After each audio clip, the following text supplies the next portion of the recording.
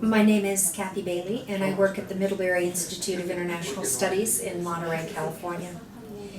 And at various parts of my career, I've had the good fortune to work with pre-service teachers who were just starting their lives as language teachers. Many of my students plan to teach English, but I also work with people who are going to teach Spanish, French, Korean, Japanese, Mandarin, Italian, Arabic, teachers of all different languages. So it's been really exciting and really fun for me as a linguist, an applied linguist, to work with pre-service teachers who've chosen to make language teaching their profession because they're highly motivated and generally hardworking, but they may not feel totally confident.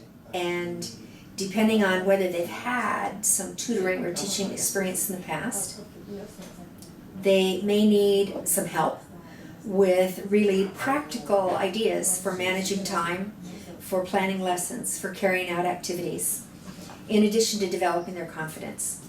So it's a fun group to work with, but also challenging. One of the procedures that's worked well for me over the years, depending on the student, doesn't work with everyone, is to have novice teachers keep a teaching journal, to write a reflective journal about their experience in the classroom, to write about what they did, what they tried to do, how the lesson plan worked, how they departed from the lesson plan, why they departed from the lesson plan, how they felt about it, how the students responded, how they might do it differently in the future. I like to practice this model. It's called reflective teaching. Many different people have written about it. Jack Richards, Charles Lockhart, Michael J. Wallace. There are lots and lots of good resources out there for people who want to read about reflective teaching.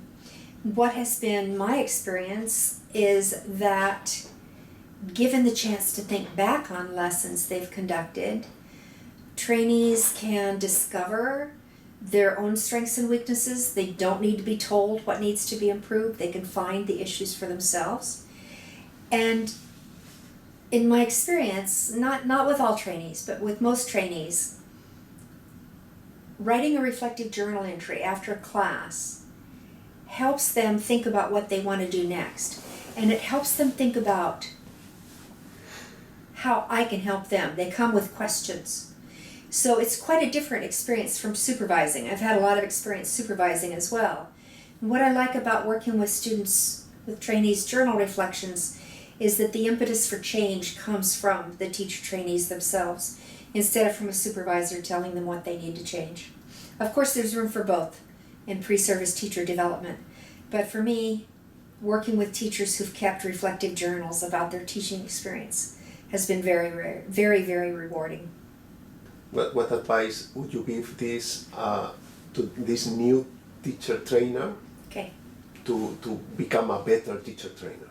Well, you said the new teacher could take write a journal on their experience, and then that comes with better questions, and then you can help them.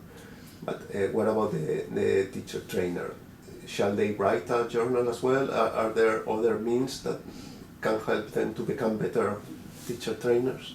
There are many ways that experienced teachers can become teacher trainers, but sometimes that change makes us feel like we're inexperienced again.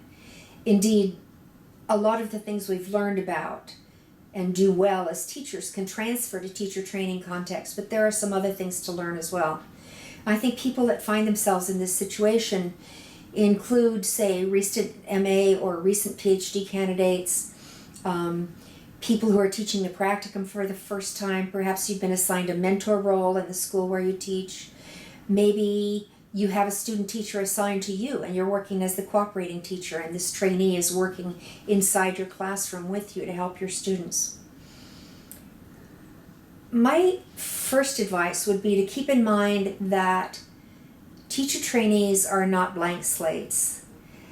The sociologist of education, Dan Lorhe, wrote that by the time trainees get to their student teaching experience, they will have undergone what he calls the 13,000-hour apprenticeship of observation.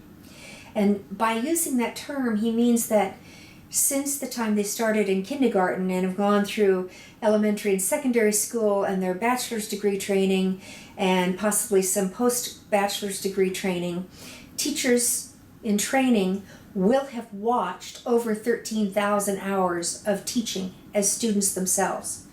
So first of all, they don't come to us as trainers with a blank slate. They have many, many ideas about what teaching is, what it should be, what it should not be. Okay?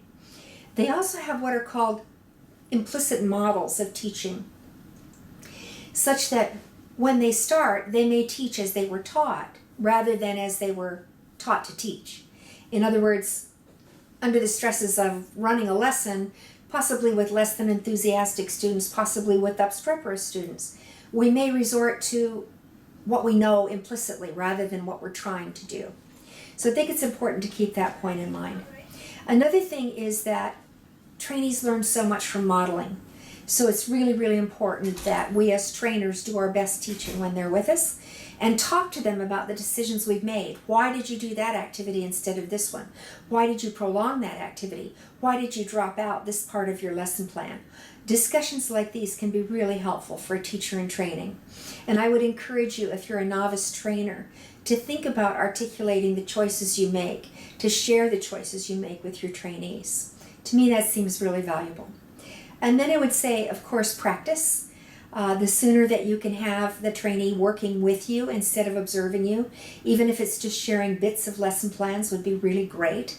I also think that team teaching can be extremely beneficial for trainees if there are ways that you can team plan with your trainee and then team execute a lesson with the trainee. It'll be invaluable to him or her. And finally, I would say encouragement. Encouragement is one of the most important things that a trainer can provide to a new teacher. If you see ways that your new teacher is stretching him or herself, ways that that person is connecting with the language learners, if you see anything you can compliment, anything you can note as development, anything you can point out to the trainee as great progress, it's incredibly helpful. People need to know when they're doing things well.